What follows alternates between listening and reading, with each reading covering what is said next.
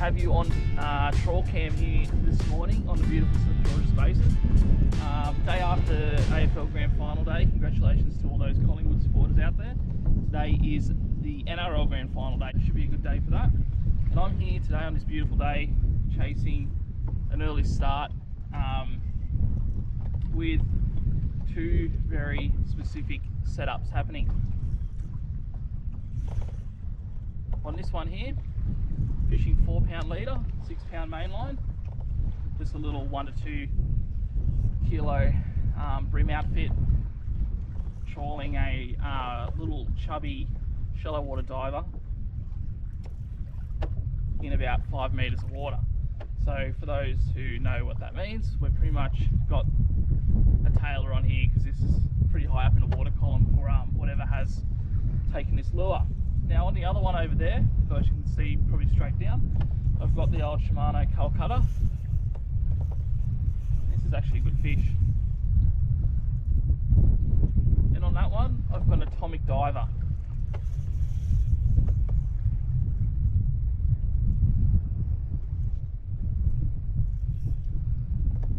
And again, we're trawling at about 15-20 kilometers an hour worth of wind. Is a really good fish. See, I'm just sort of nursing the fish up, holding underneath the rod, just get a little bit more stability. It's a very light setup. As I always say, it's probably my favourite rod out of every rod that I own is this little Yak Raider. It's funny because a rod worth $120 can, in my opinion, this one, I'd pick this over $300 or $400 ones every day of the week.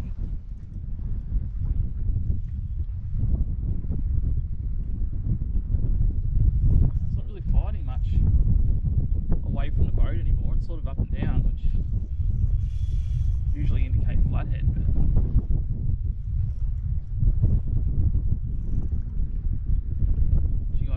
See, we're navigating our way through a very hostile jellyfish environment at the moment.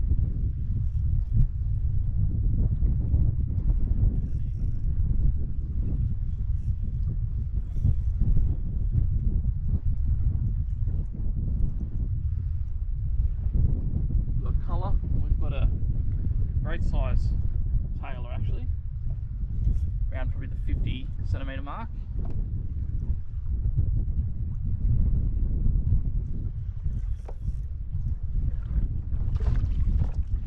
Hooked him underneath the gills.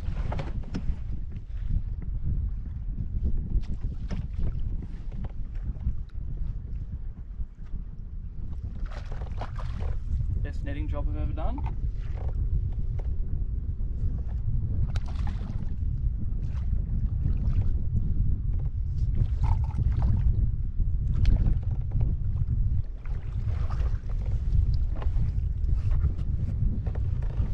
Now, I haven't seen you guys for a while on this channel, obviously. For those who have been following my Instagram channel, you'll probably also notice that I haven't been doing much on that either. 4 months ago I got married to a beautiful wife who's probably watching this at the moment. Obviously then went on a honeymoon. Then what happens? Then I got back into my training. Now, I don't really talk much about it, but before I got into fishing, as you can see, that Tailor's got a good chunk of that net there, so I'm just going to let it release it instead of pulling it out because they have really sharp teeth. I was an Ironman triathlete, so I do a lot of training, swim, riding and running. And after getting married, I decided to get back into training again. So that's what I've been doing, and I'm going to be doing my 5th Ironman midway through next year. I'm going to need pliers for him. So I haven't been very active on the YouTube channel as much as I would have liked, and for good reason. Now I'm going to let you have a bit of a look at this wonderful looking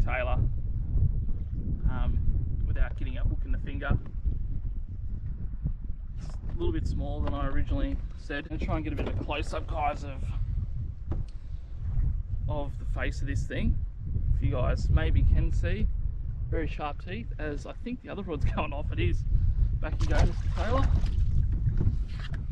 Let's see if we can catch something on this one now.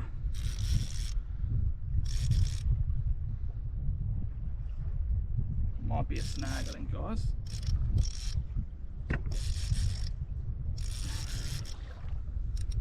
I'll take it off that weird drag sound so you're not hearing that going on. Definitely feels very snaggy. This particular lure, this atomic deep diver, is about 4 meters deep, and it's absolutely hammering the bottom as we trawl along. And we are on another fish, and this is the weirdest thing I've actually ever seen, because we have caught a pufferfish on an atomic diver. Definitely a first for me, guys. Not gonna lie. That thing must have been very, very hungry to hit that. So, for those wanting to know what this fish does, you can probably hear it croaking. Those spines that you can see all over it, venomous. That is definitely a first for me. Let me know in the comments section, guys, if you've ever seen a pufferfish, toadfish, whatever you want to call that, caught on a lure. I certainly haven't.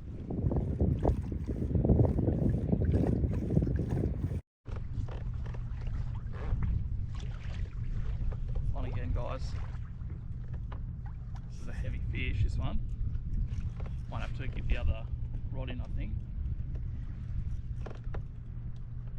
It's either that or I've caught one of these big jellyfish. Another toadfish.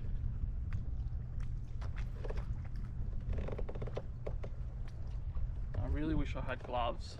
Lure to my favourite flathead catching lure, the old double clutch, and I have hooked something.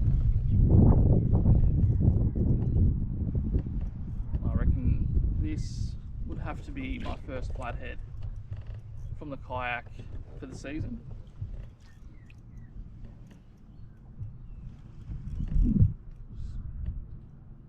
A few head shakes. Doesn't feel too big. Definitely a flathead though. I tell a flathead by how they fight. They're very much a heavy fish, and they don't have huge big runs like a tailor or a brim or a whiting, but they tend to have very powerful runs. So they'll hold their weight on the rod and then kick away all of a sudden. That's why it's really important to make sure you've got plenty of loose drag there to let it go, especially when it gets close to the boat. Now, fishing this 4 pound leader, and this is a heavy fish, so be very, very careful. But the beauty of a double clutch, and I might actually talk to you guys a little bit about this later, but chances of having this leader in its mouth is very slim to none. Yep, first flooding. It's because I've got a foul hook. Well, it felt bigger and heavier than it is.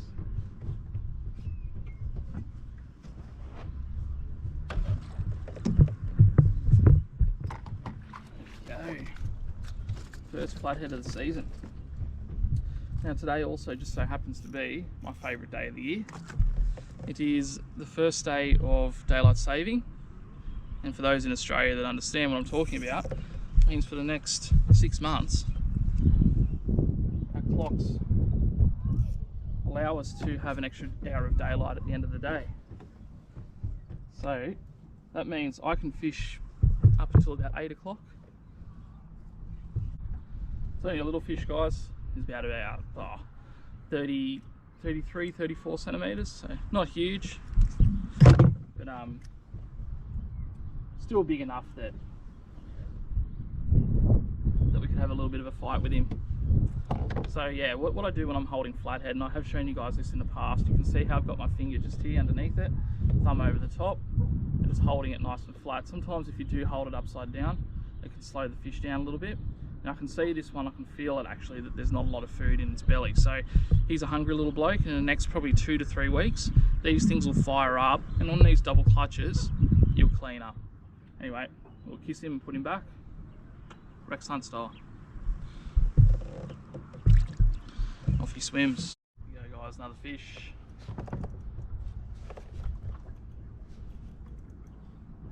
Got both rods now trawling double clutches. Definitely find that this smaller rod is picking up more hits. It's mostly due to the fact that the rod tip can give it a bit more action in the water. It's nice flatty. He's a good size. Love it when the lure comes out.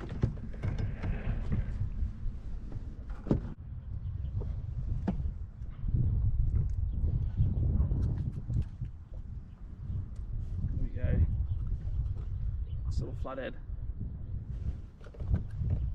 This guy would be definitely legal. He'd be about the 40 centimetre mark.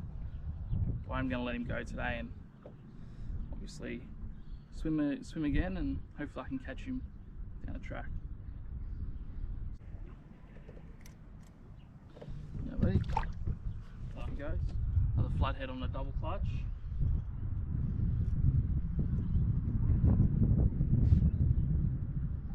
Oh, they're coming on, guys. The flathead are coming on the bite. A couple of days of warm weather. My netting, been better with my netting job, I'll tell you that for a fact.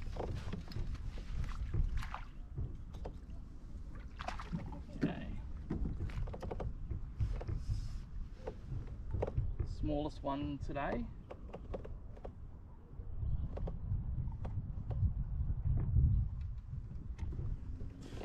Now the worst thing about these Daiwa double clutches is that they have 3 treble hooks, and for you folks playing at home, when you combine fish spines, 3 treble hooks and a very angry fish, you've got a recipe for disaster.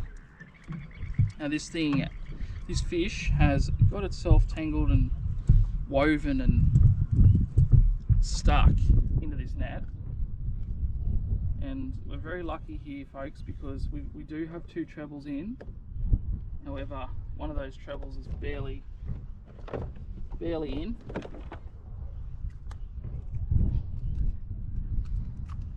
And that's why sometimes when the fishing is hot and the flathead are biting, that's why I actually tend to put these double clutches away, just because of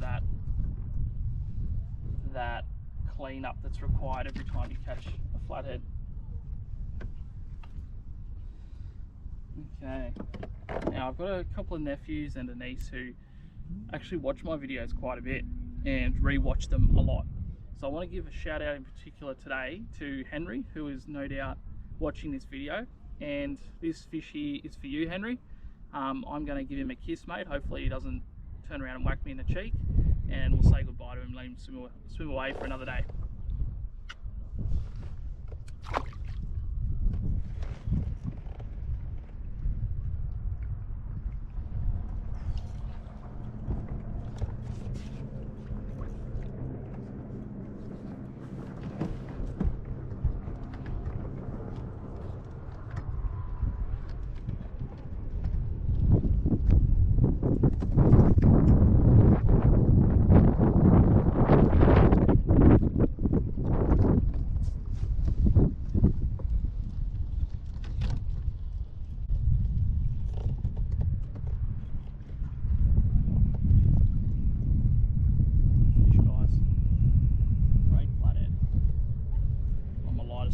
Trying to get my other one in, can't probably get it in. Gonna have to concentrate on this thing.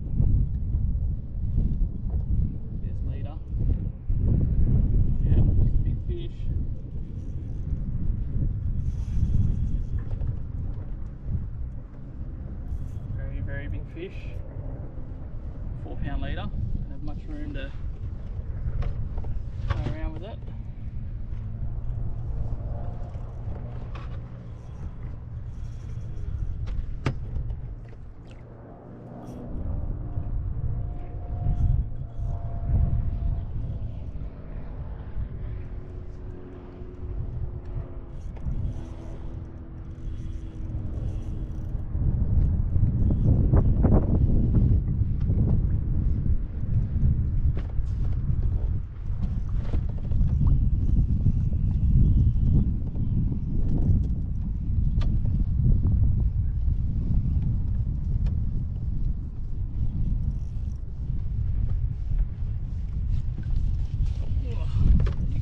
First look.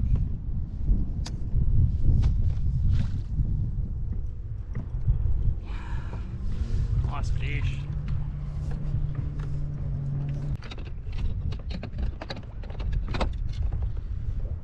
Okay.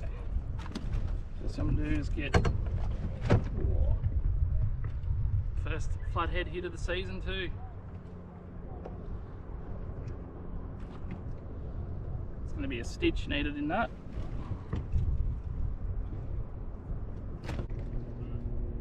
$63. First 60 plus fish of the day, of the season. And also I'm going to try and get this big flathead swimming again. Just going to put him in the water. Just going to hold it by its belly.